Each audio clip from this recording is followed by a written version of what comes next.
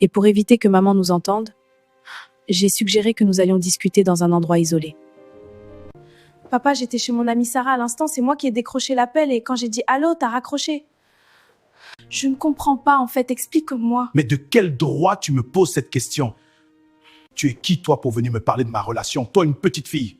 Mais papa, t'as déjà oublié les souffrances qu'on a endurées. Souvent les soirs on mangeait que du pain avec de l'huile à l'intérieur. Samira, je n'ai pas oublié. Et toutes les femmes que tu pouvais avoir. C'est ma meilleure amie Sarah, t'as vu, celle qui vient souvent à la maison? Celle avec laquelle j'étudie, à qui je confie tout, notre vie de famille et autres. Ma promotion en fait, papa. Je veux te parler une bonne fois. Ne te permets plus au grand jamais de parler de mes relations, peu importe laquelle. Mon père refusait d'entendre raison. Et ce jour-là, nous nous sommes vraiment disputés.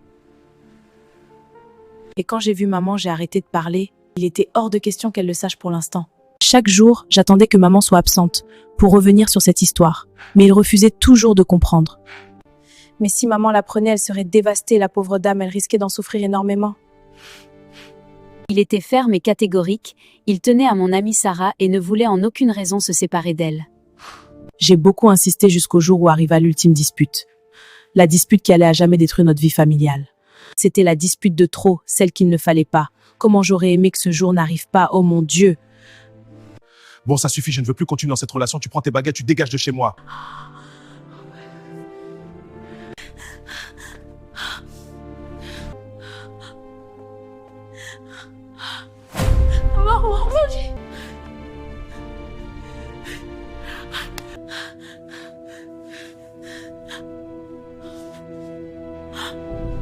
Maman venait de faire une crise d'AVC, tout son côté droit était paralysé, elle ne pouvait plus parler.